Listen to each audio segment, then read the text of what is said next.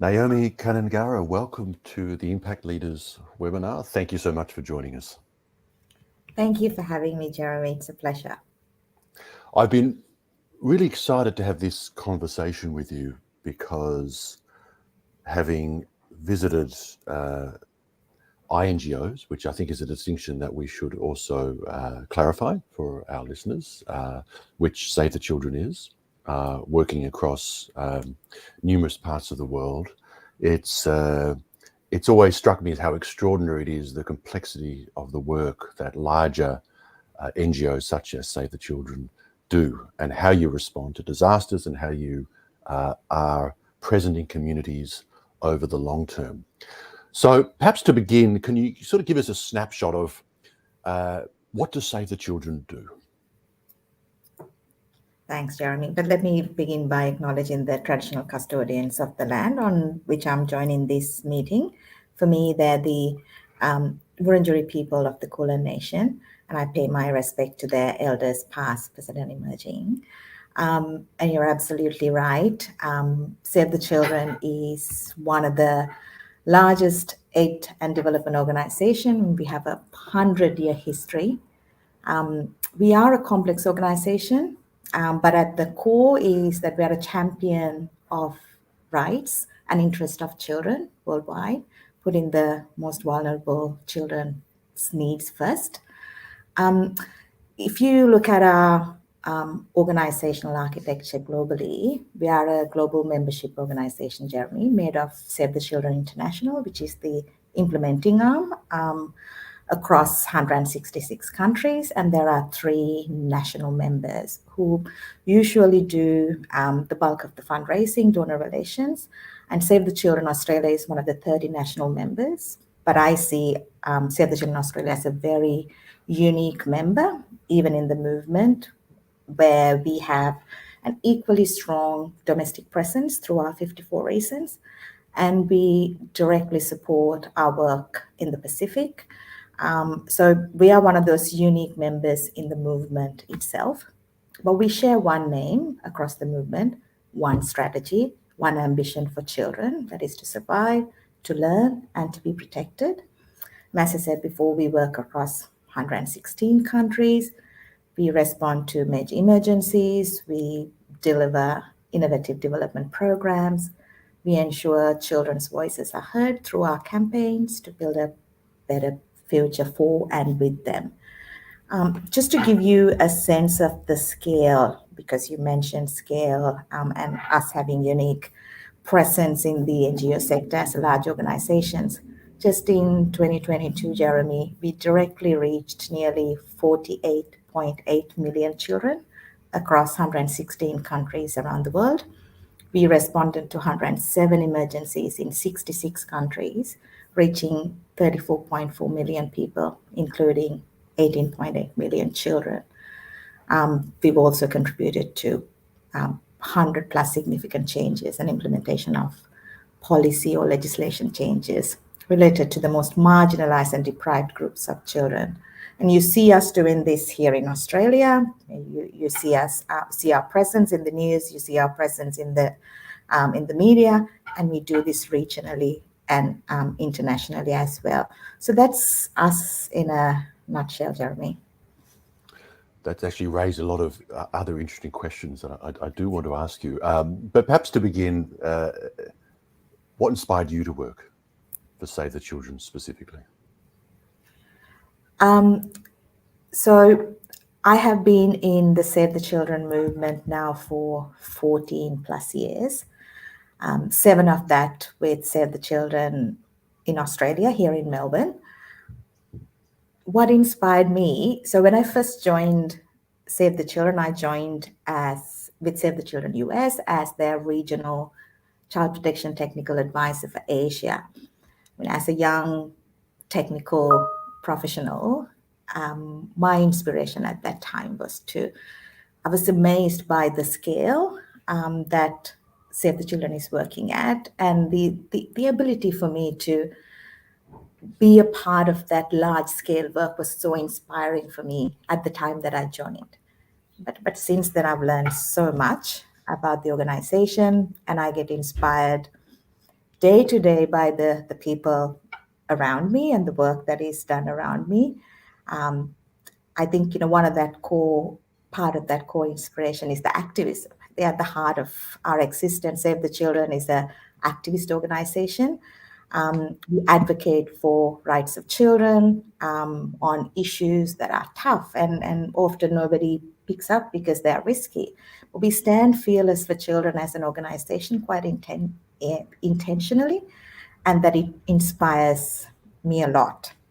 And broadly, and I think I'm quite proud about the fact that this organization that I've worked for now for over a decade plus is founded by two visionaries, feminists, Eglantine Jebb and Dorothy Buxton, who are way ahead of their time. And I take pride in that fact on quite regular basis as well, Jeremy. And can I ask, where does your passion, you mentioned 14 years, we're often so moved and inspired by the stories of these impact leaders such as yourself, and for generally there was a moment or a series of moments that perhaps made you realize that this is the work that you wanted to do, possibly for the rest of your life. Can you share with us what one of those moments or series of moments were? Good question. Something to ponder on for sure. So I have been in the international development sector for 20 plus years, and bulk of that with Save the Children. Initially, as a child growing up in Sri Lanka, that's where my family was. And for most part of our life, I had general aspirations curbed by the economic circumstances of the community that I was living in. Wanted to initially be a teacher when I had opportunities then on academic merit to come to Australia as a 19-year-old to study at Monash. I picked psychology. I wanted to become a psychologist. Then I had the opportunity to work with children one-on-one for a little while.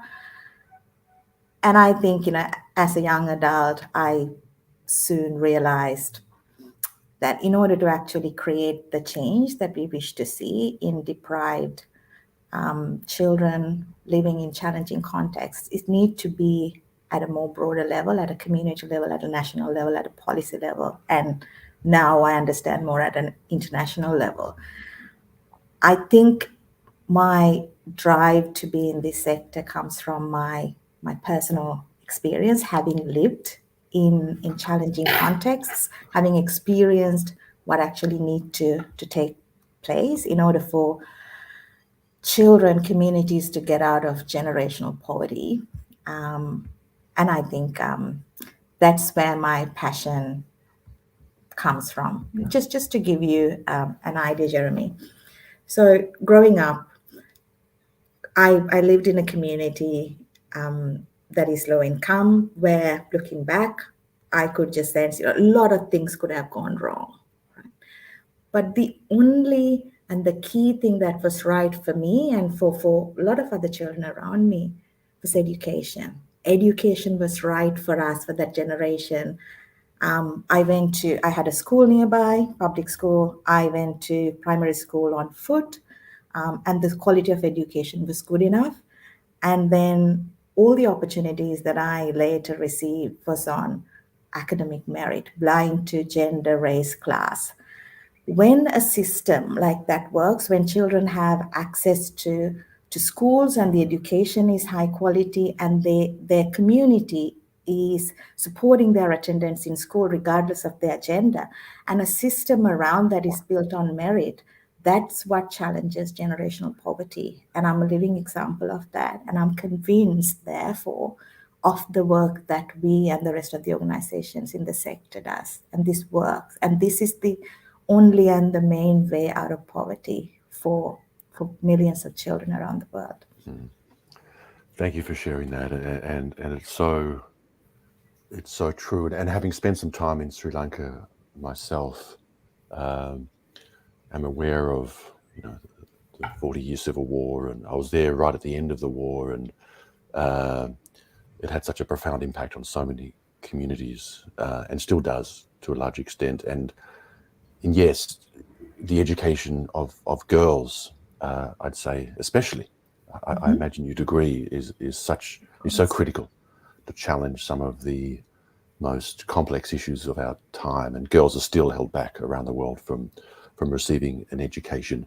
So it's interesting because the work for you and indeed for many of the leaders we meet, it does come from a personal experience of caring deeply, of being moved, of perhaps realizing one's privilege. For you, it was access to education, and now you're fighting for that in your work. Could you give people a snapshot? Because, as you say, Save the Children is large. It's a complex structure. Perhaps if we look at Australia, my understanding is, I mean, a lot of the NGOs, they're more funding arms, the Australian office that they have, whereas Save the Children is also running a lot of programs in Australia. Could you perhaps share the work that Save does in Australia, and then let's expand out across Asia Pacific? What are some of the key programming? How does it differ perhaps between Australia and Asia Pacific? Excellent question. As I said briefly earlier, Save the Children Australia is in a very unique position where we are not limited to being a traditional fundraising member position. As much as we do work internationally, we have a very expanded, long-standing program in Australia, 54 Reasons, where we work on domestic issues still relating to children. So that's one part of our work.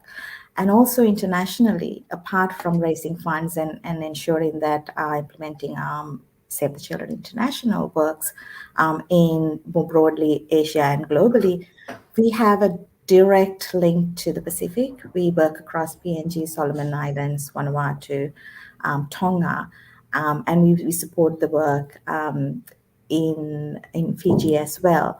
We have a direct and significant presence in the Pacific, and that work is directly supported by Save the Children in Australia. And we are very committed to the growth and the investments that we do in that work, Jeremy. And I think that's a very unique position that Save the Children Australia as an agency has among the organizations that kind of have a similar structure, architecture in their federated organizations. And why has the Asia Pacific now become such a key focus in this part of the world? Could you share with us, perhaps? I think it's interesting it would be interesting to hear from you how this maps with the government's overall objectives, which is to strengthen our ties in the region. And a lot of that is done with the support of larger INGOs like Save the Children. And yeah, what's perhaps been the implication of this renewed focus on Asia Pacific for an organisation like Save the Children? Great question. So as I said before, globally in our shared strategy, we focus on education, survival, education, and protection of children. And when we focus on these three key areas for children, the most pressing needs that we see are in the neighbors of our country in the Pacific. So obviously donors, DFAT and other donors, and us as an agency in Australia, there is no place better than for us to see this vision a reality than in our neighborhood in the Pacific. So for years, we have been having our presence in the Pacific, but there is quite a lot of renewed energy, particularly around the climate adaptation work as well. Save the Children as a global organization, and especially in Australia, we are climate activists. We are doing quite a lot of work and working with global partners like Green Climate Fund in the climate space as well. And for us to make our vision in protection, survival, and education a reality, we have made sure that the climate is a part of that, because climate actions, climate outcomes, without being incorporated into any of that, none of the outcomes we are going to achieve is going to be sustainable. So in the Pacific, acknowledging the unique challenges they have, from a climate perspective, from a systems perspective, from a cultural perspective. I think it's as a matter of need, as a matter of urgency, as a matter of priority that we are continuing our presence and are continuing our work in the Pacific, Jeremy. And it is kind of supported by similar interests from DFAT and other donors as well. How would you respond to, I mean, part of why we wanted to run these series is to feature the incredible work and the leaders in the space, but also to provide a more complete understanding of the complex work that many of our NGO partners do. And of course, one topic that still seems to come up amongst the broader public is use of funds. Where do funds go? And I know that's always a challenging, if not frustrating, conversation because the conversation is often quite limited in respect to that expectation of use of funds. Could you perhaps provide a snapshot around, in your words? I mean, I get quite passionate about it myself when I get asked because it's but in your words, like what is the true cost of delivering good work? I think is the bottom line. Like there's the delivery, there's the reporting, there's the improving. There's services, there's hiring people on the ground, there's transport. There's a lot of hard cost in delivering good programs. In your experience, which is vast in this area, could you perhaps sort of talk us through that and help illuminate the reality of what delivering good programs means? Sure. I think, one of the most recent experiences that we all went through is the pandemic. And us as agencies as well was given a reality check during the pandemic time, because we take it for granted that most of especially the larger organizations exist and they will exist, and then on top of the existence, through public fundraising, through grants, then their work will continue. But there is a cost attached to that existence, oftentimes not adequately supported by the donor funding we receive, Jeremy, particularly during the pandemic. And now with the rising cost of doing business, we as a sector, not just at an agency level, is re-evaluating the way that we do business, the way that we prioritize, because the cost of doing business is actually not compensated well by the funding that we receive. So just to clarify, sorry, when you say the cost of doing business, you mean the cost of running programs and existing as an organization? So just a simple example. Let's say you receive a grant from the Australian government to run an education program in PNG. And part of that is a recognition that there is a cost of running business. There are agency fees, there are general staffing, risk management, administration costs. So there is a recognition that an organization need to do these base level actions in order for them to implement the specific actions that you're tasked to do through a grant. And there is a margin that you're allowed to support your core actions through funding that you receive.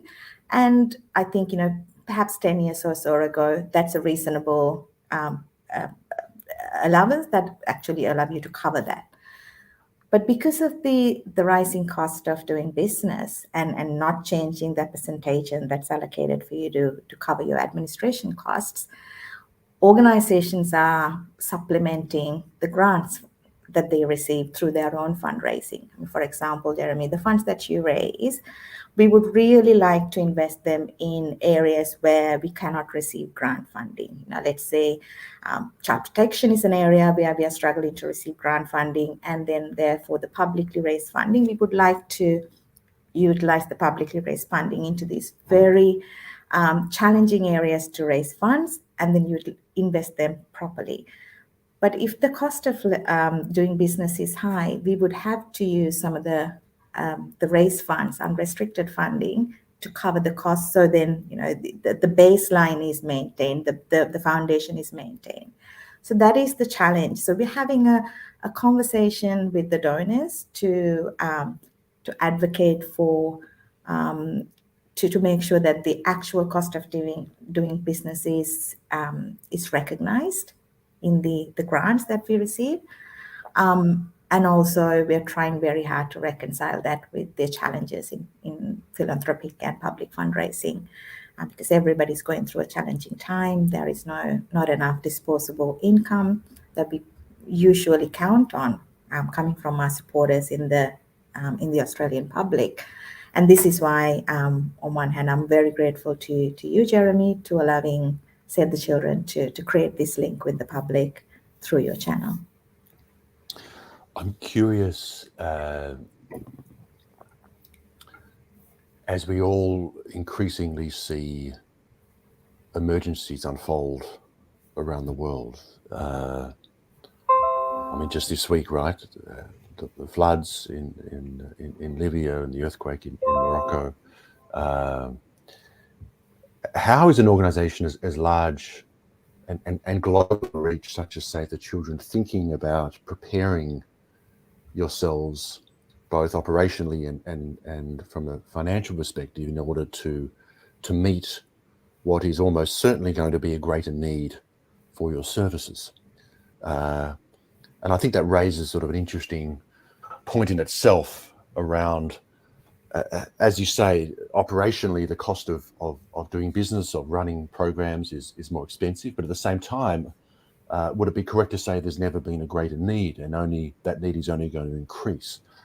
How is an organisation with that capacity to plan, perhaps thinking about preparing yourselves both operationally and financially for what will almost certainly be a greater need for services moving forward?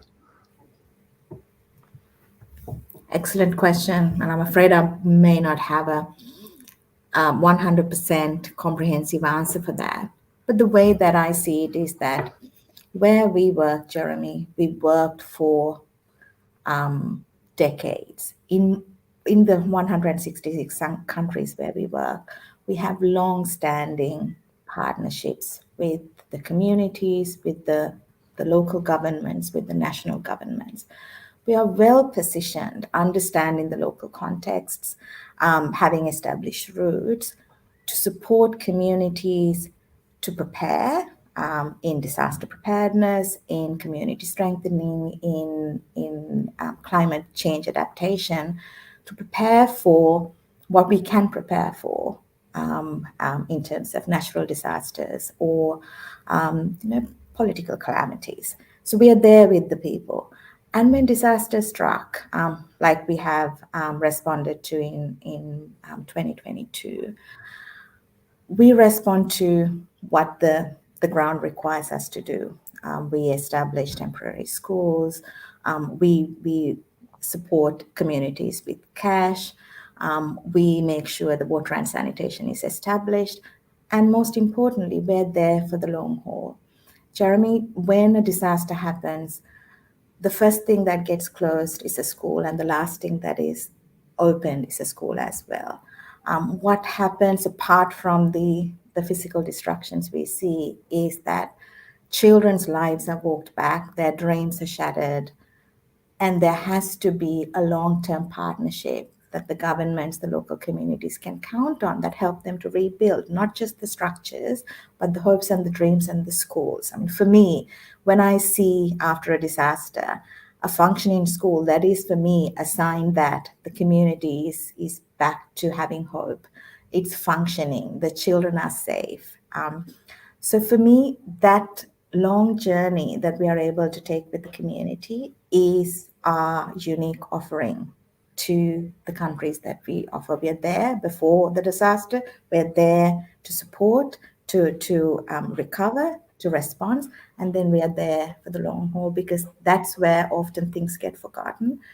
Even in the pandemic, Jeremy, a lot of children, for example, I'm thinking more of the education side today for some reason, when children drop out of school, and sometimes they're never going back. And then they're open to exploitative labor.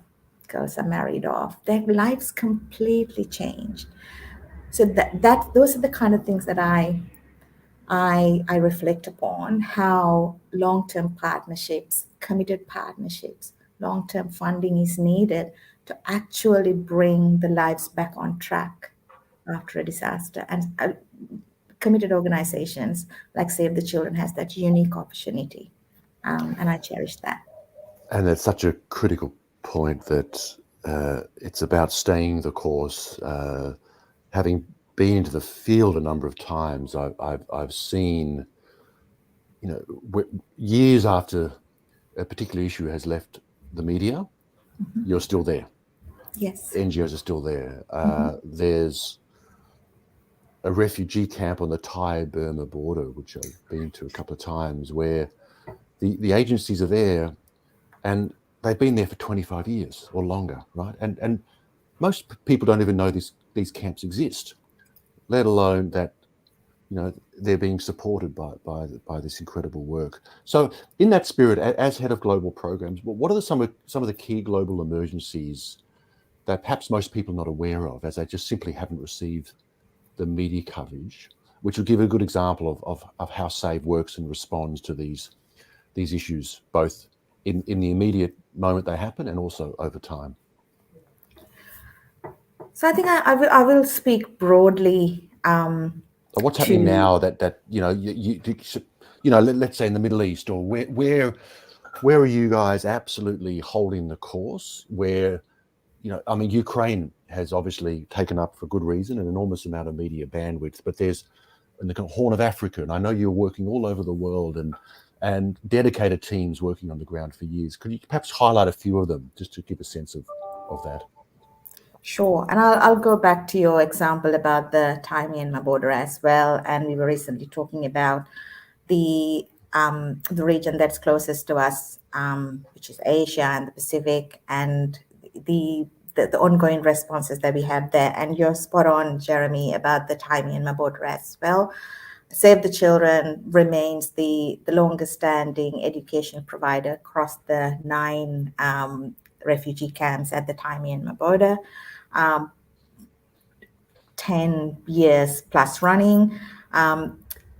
Again, when the political situation changed in Myanmar, plans for the children and the communities in the at the Thai Myanmar border changed, and the repatriation ambitions and particularly they were revised. But I just wanted to highlight that, when emergencies happen, things happen around a response, the changing plans. Thinking about the emergencies more broadly, without necessarily going into details, you're absolutely right. Save the Children is among one of among the organizations that respond. We are one of the first responders in most situations where we have some sort of a presence. Our work in the Ukraine continues, and our work in the Turkey to some extent is continuing. The point that I wanted to highlight is that the point that I'm reflecting more on is that when a humanitarian disaster happens beyond what's on the surface, Save the Children focuses on the impact of children. Right now, I believe about 100 million people are displaced, and 40% of them are children.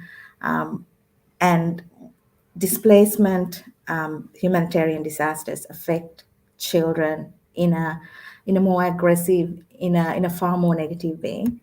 And us as a global agency put the focus on children, making sure that the right amount of investment, right amount of support is going towards children and their needs.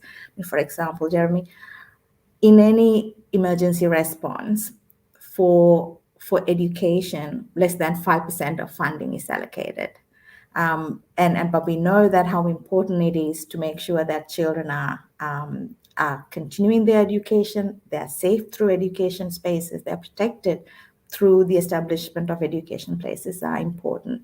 However, in decision-making space, the importance given to child-focused issues, including education, is quite less. So we as a global agency continue to keep pressure on these issues and make sure that the policy decisions, implementation decisions, funding allocation decisions are made with children in mind.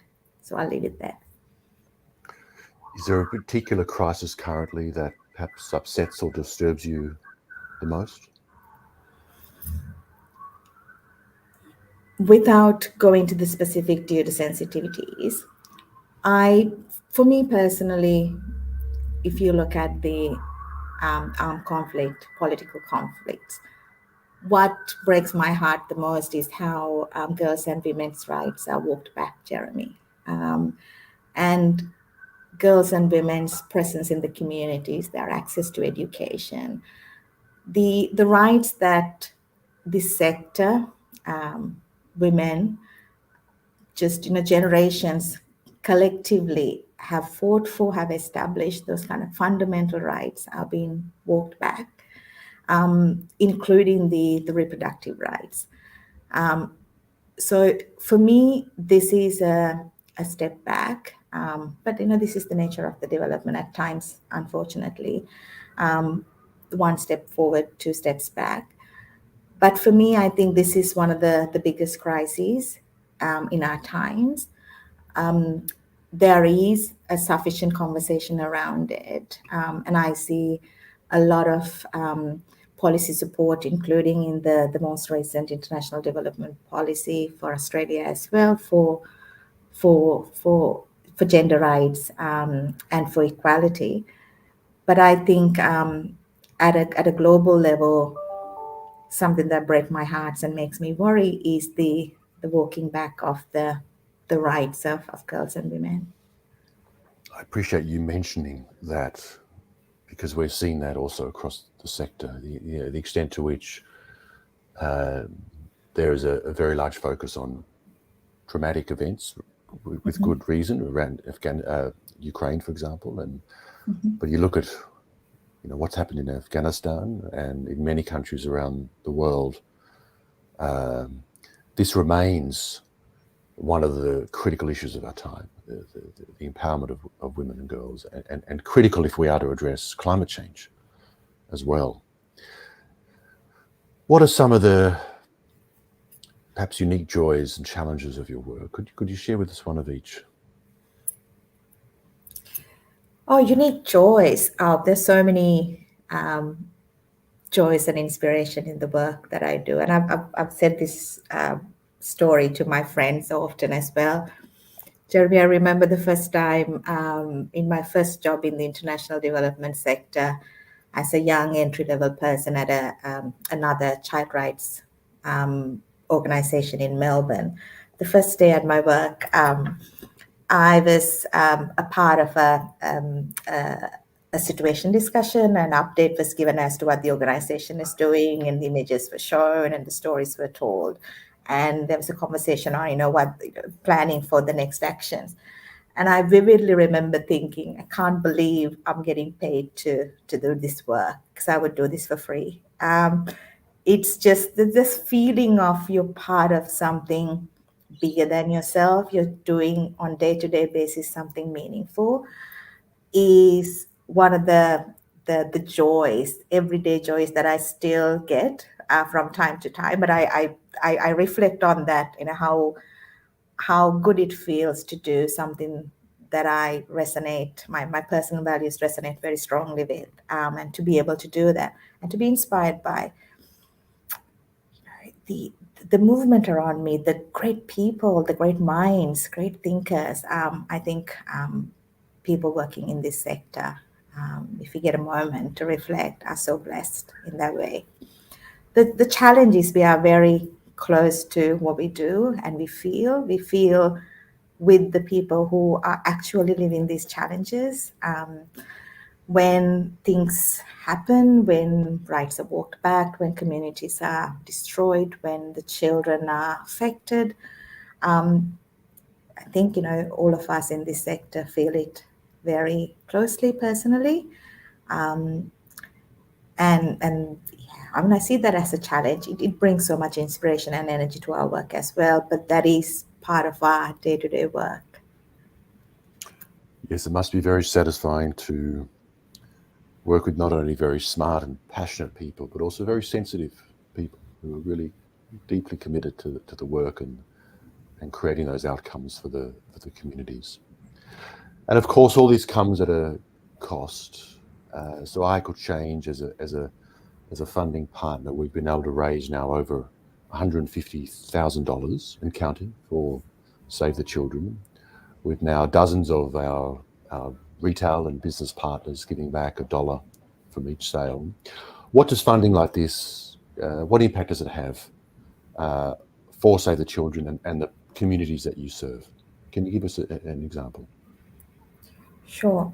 Jeremy, we as a large organization, most of our funding is coming from grants, but those grants are very specific. It dictates us where it can be spent, what it can be spent for, how it needs to be. It's very specific.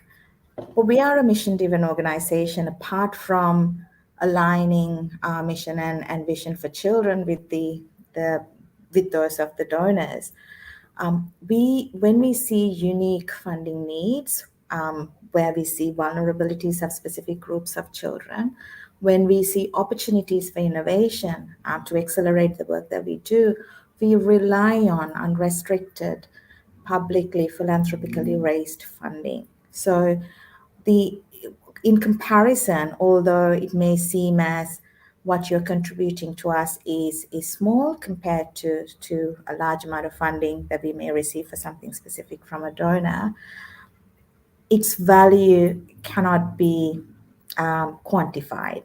And at times, Jeremy, it also allows us to multiply the funding that you give. I mean, the 150,000 that you raised at can open 5 times that amount of funding for us. There are schemes, including with the DFAT, that wants us to match the funding that they have for us on offer with publicly raised funding. So every $1 that you give us will create $5 for a worthy investment that we as an organization who has the children's interest at heart get to decide and spend on. So there is immense value in the work that you do. And I looked at your wonderful website, and you've raised over $8 million so far. Congratulations. And I know that the funding is spent in the sector, in organizations who have the same kind of ambitions as we are. So that's a lot of change. That's a lot of programming. That's a lot of impact that you're creating. Thank you. Well, no, thank you. It's you're the ones doing the work, the really hard work on the ground, and so how can I Could Change businesses continue to help? So it connects us with the Australian public. It allows the shoppers and the retailers to be conscious of how what's happening around them, and for them to be a part of the change that's been created by organizations like us. And I think that connection to the public is highly valued, because we are public. You and I are part of that public, and we just have a simply different role.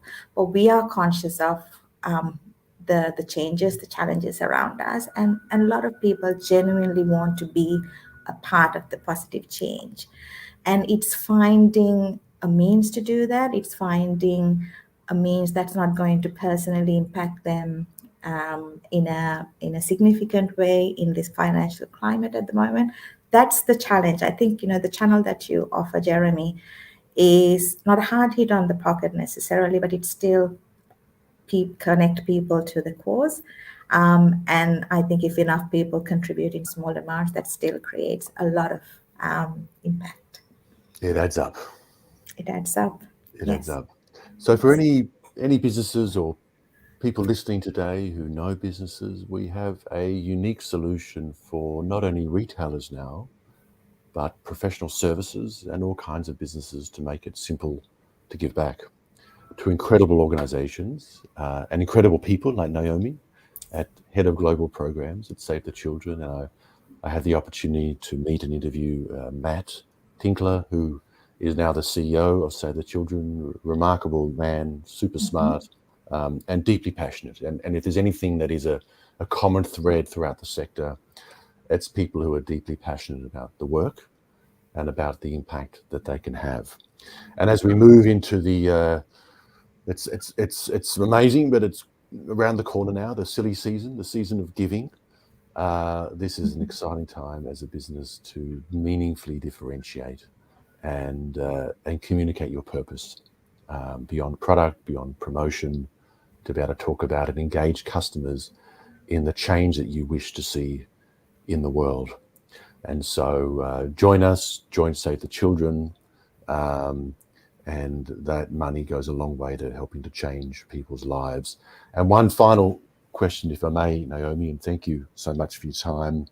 When you look back on your life, hopefully many years from now, what do you believe you'll be most proud of? Not that many years from now, Jeremy, for sure. But even now, when I look back, I think it is my place in something far bigger than myself that I reflect upon often. I'm somebody who's very comfortable being a small fish in a big pond. I am moved by the change that organizations like Save the Children are trying to create in this world. And I'm passionately engaging in that change. In the early parts of my career, I had wonderful privilege and opportunity to be parts of social movement that addressed child labor. And I look back and kind of reminisce about the positive change it created, the institutionalization of children, creating policy on child marriage. Those are the ones that happened in the early parts of my career. And now I have the privilege of being in the middle of so much change that Save the Children is trying to advocate for, being a part of, generating, leading. And I look forward to a day where the impact of our work is actually there, and we can be happy of the change that we have created with the communities, with the countries, with the children. And I'll be happy if I can just, talk to my grandchildren and say, I was a part of it. That's the privilege. Absolutely. Thank you. And we have one question that's come in. What strategies does Save the Children employ to ensure the sustainability and long-term impact of its projects? Excellent question. Partnerships. Partnerships is at the core of our theory of change. We believe through partnerships with the local governments, national governments, civil society agencies where we work. That's the way to create change, to scale up the work that we do, and to sustain. I see the organization that I work for as simply a partner in the development that people themselves are doing for themselves. So locally led development is a core element of Save the Children's work, much more now than ever. And part of that locally led development is the partnerships that we have with the people on the ground, of which who are enabling their own development, of which we are a partner. So that's how Save the Children works across, and I think that's the only meaningful way to sustainability, local partnerships. Thank you, Nayomi, Head of Global Programs at Save the Children. Thank you so much for your time, and we are very proud to be in partnership with you and to be part of this movement. So thank you once again for joining us on today's Impact Leaders webinar. Thank you so much, Jeremy. It's wonderful to talk to you, and thank you very much for this opportunity. I hope we get to speak again. Thank you.